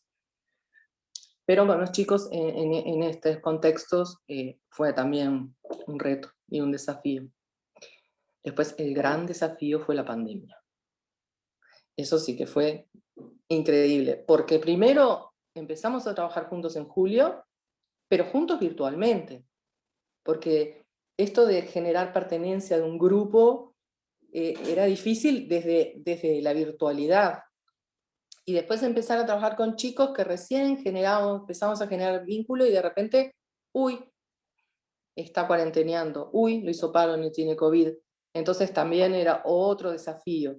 Y trabajar con chicos y poder generar o sostener ese vínculo a través de una pantalla, o qué estrategia generar para engancharlos, para ir o sosteniendo lo poco que habíamos logrado, o generando, o empezando a generar, también fue un desafío. Un desafío a nuestra creatividad. Después chicos que estaban en situaciones tan complejas que había que buscar una forma de poder volver a engancharlos, a conectar con un alguien que realmente se interesa en él, en su problemática, en sus deseos, en sus objetivos. También ahí me acordé de Pulice y Rossi, en esto de darles la palabra, pero hey, le vamos a dar la palabra, pero tenemos que tener todo armado para poder sostenerla, porque yo no puedo, a ver, mirá, vení, sí, yo quiero escuchar, ¿qué son tus deseos? ¿Cuáles son tus sueños? Y después no poder sostenerlos. Entonces, ¿para qué lo animé a poder hablar, a poder poner en palabras sus dificultades si después yo no puedo contener eso? Eso fue también un gran desafío. También se generaron cosas alucinantes, que fue la unión de los ATs, que nos empezamos a cruzar en los centros. Y empezamos a generar grupúsculos, grupetes, para supervisarnos entre nosotros esto de, che, Caro, o che, Laura, o che, Marianel, o che, fulanita, bueno, no es más nombres, pero, ¿qué puedo hacer que no se me ocurre, que mirá lo que me pasa, que en esta situación? Y eso que se generó fue buenísimo también, que fue empezando a generar pertenencia al dispositivo, al proyecto, al poder ser parte de. Porque si no parecía que era una institución que contrató un servicio a otra institución que nos contrató a nosotros para hacer un trabajo. Entonces quedaba como estábamos muy despegados. También nos generó esta inseguridad. Acordate, Maida, los informes. ¿Y cómo le hago un informe para de contar qué cuento, qué no, para esto? Pero después la institución INAU nos pedía una devolución también. Entonces eso también, si bien en algunos momentos pueden haberse sentido más o menos, pero fueron cosas que nos fueron atravesando y que fue muy fuerte, porque fueron situaciones fuertes, circunstancias fuertes, o sea, como que fue heavy, pero fue muy interesante, de mucho aprendizaje, la verdad fue impresionante. Después nos enfrentamos a diferentes ámbitos, a chicos que estaban en centros 24 horas, que hay una gama muy diferente de edades, de abordajes. Después hay chicos que están con algún familiar en contexto es ir al lugar donde viven. Hay chicos que estaban internados en un sistema de agudos, cuando tienen crisis agudas se los internan, entonces nosotros teníamos que establecer ese nexo y empezar a trabajar con ellos. Después están los centros de entrada, por donde llegan los chicos y de ahí son derivados a los demás centros de acuerdo a las características o las necesidades de los chicos, y esa heavy, pero la verdad, siempre tuvimos una muy buena recepción de todos. En mi caso, yo la verdad que el apoyo, si bien tuvimos que aclarar y siempre hubo buena recepción también a escuchar cómo éramos, qué éramos, cómo trabajábamos, el interés del resto. Fue una figura novedosa la nuestra y al principio hasta capaz que persecutoria porque era alguien externo que entraba a ese lugar, entraba y salía, ¿no? Pero también a medida que nos empezamos a conocer se generó una relación muy buena, entendieron de qué iba nuestro trabajo, nos apoyaron pila también. Y bueno, los chicos querían todos una T, más o menos, reclamaban, somos 15 nada más.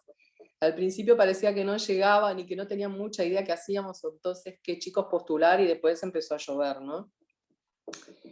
Pero compartir eso, también se nos presentaron dificultades con las distancias, ¿no? Porque de repente teníamos que abordar 2 chicos, uno me tocaba en Capurro y el otro me tocaba en el centro, y ahí andaba Carolina de un lado para el otro, y los compañeros en esto de, bueno, yo soy la herramienta, yo tengo que estar bien disponible para el chico que viene después, porque, o sea, no vale que el primero ligue lo mejor de mí, el segundo no.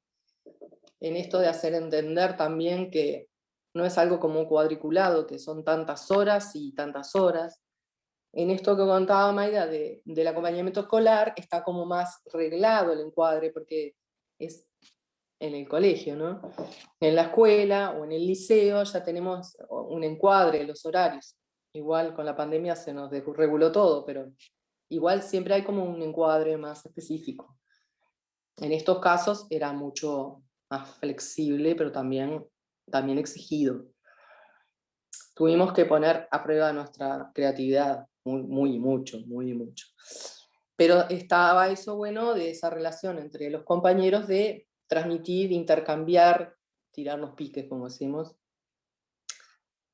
Pero también otro de los retos fue esa responsabilidad que nosotros cargamos en, bueno, es un plan piloto, y del plan piloto depende de que esto se pueda seguir, continuar y aparte reproducir, porque hicimos un un recorte de adolescentes en Montevideo, pero en realidad el Instituto de la Niñez y el Adolescente es la niñez y el adolescente y en todo el Uruguay. Entonces, wow, se abre una puerta de trabajo en salud mental para la ATE que es impresionante. Es una realidad, pero es impresionante. Entonces, bueno, tenemos que hacerlo bien, tenemos que ponernos a prueba, tenemos algunos más obsesivos, otros menos, más exigentes o no, pero en esto de que, bueno, también está en nosotros, porque psicólogos, el psiquiatra, el trabajador social ya tenían como ellos tienen bien demarcados sus roles. El nuestro era una novedad. Y nos estaban mirando, y nos estaban evaluando, y nos pedían evaluaciones, y nos pedían informes. Y todo eso pesa, pesa. Y como si fuera poco, le pusieron el nombre Everest. El día que me enteré que el dispositivo se llamaba Everest, había que escalarla, ¿no? Gráficamente.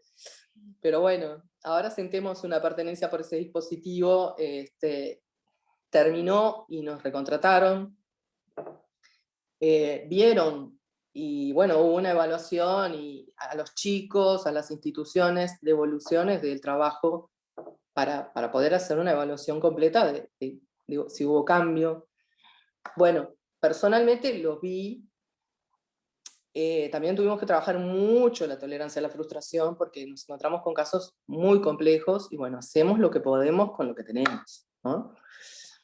Pero creo que estuvo súper buena la experiencia, bueno, sigue siendo para mí el poder trabajar con estos chicos y la devolución de los chicos. Yo me quedo con la devolución de los chicos, porque no es solo ver cómo pueden confiar en ti, aceptar tu acompañamiento y arrancar, sino también el poderte decírtelo, chicos que de repente ni hablaban. Entonces empezar a abrirse y decirte, y después poner en palabras a la hora de la separación, ¿no?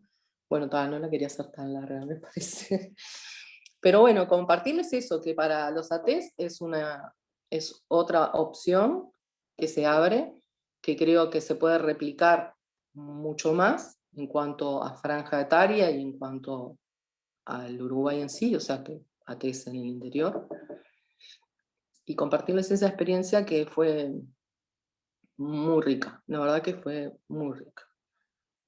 Y bueno, eso, quedarme capaz que si estamos para las frases, una que en alguna de las clases me quedó, que la tengo en el WhatsApp, que es hacer teoría sin práctica es parálisis, pero hacer práctica sin teoría es ceguera.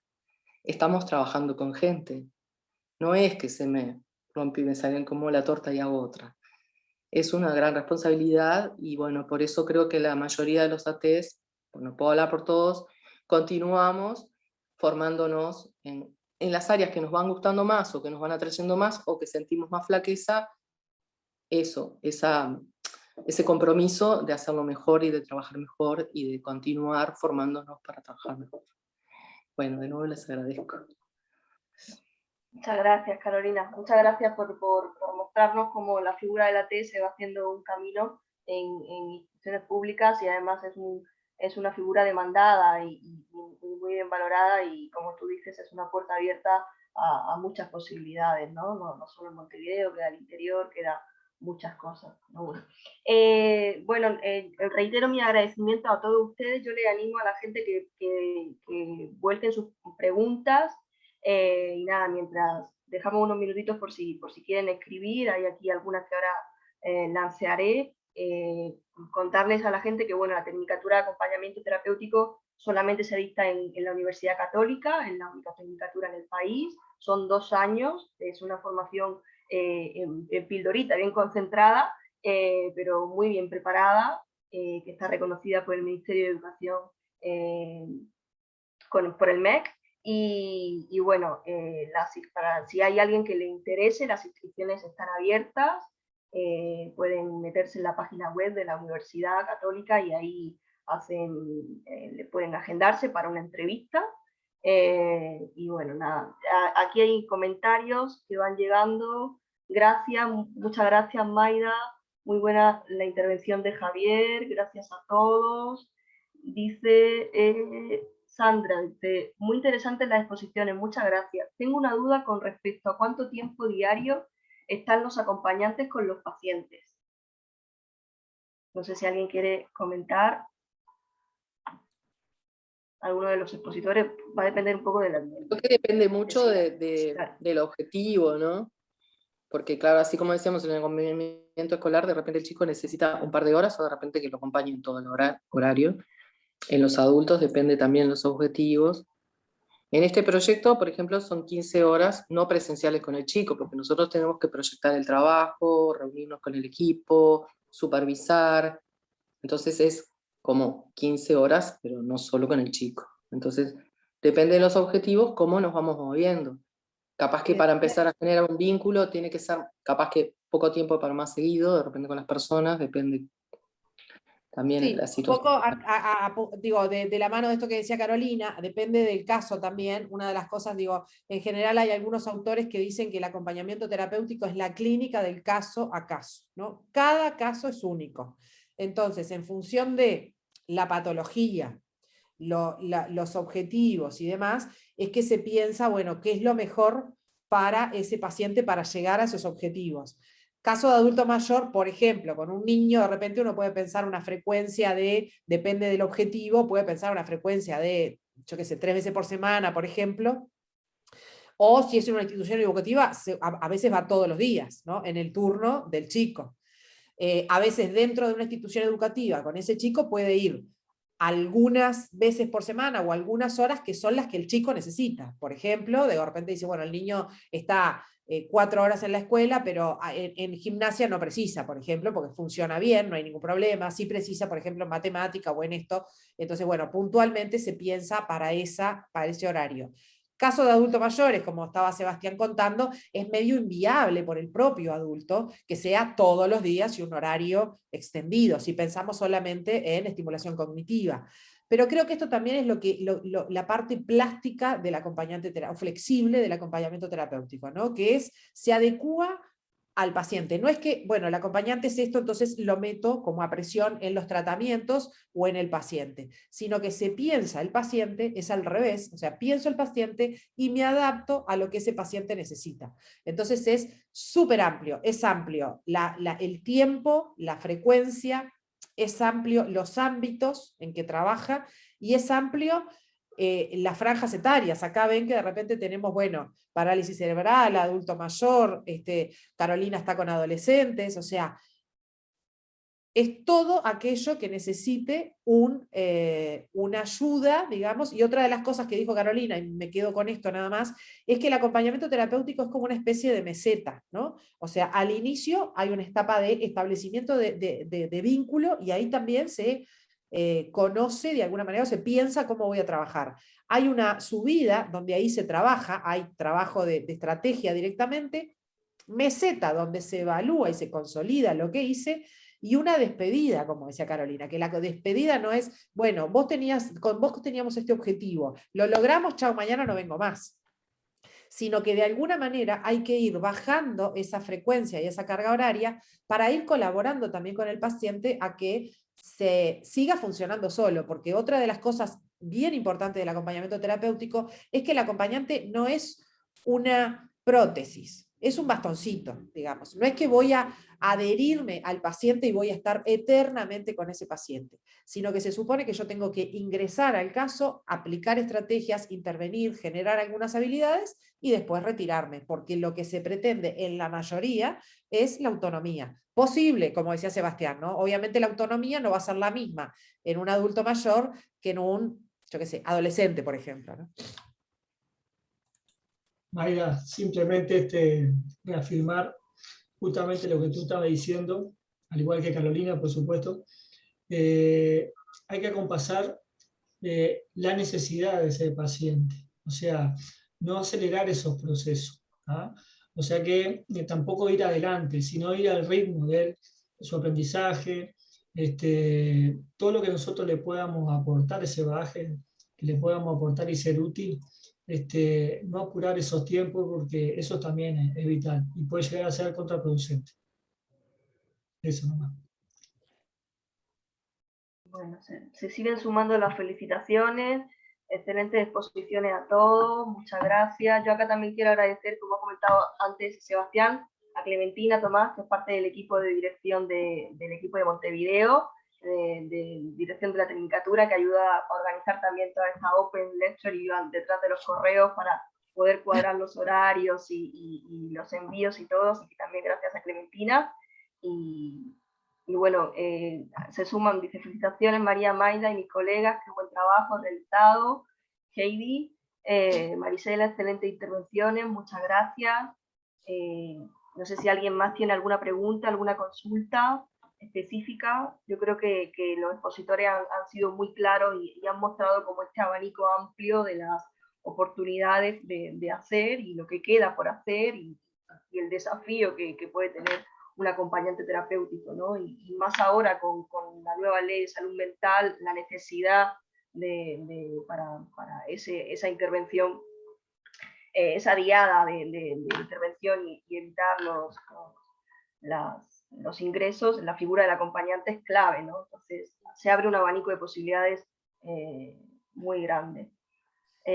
¿Cuándo hay otra? Nos preguntan. Bueno. No tenés trabajo, María.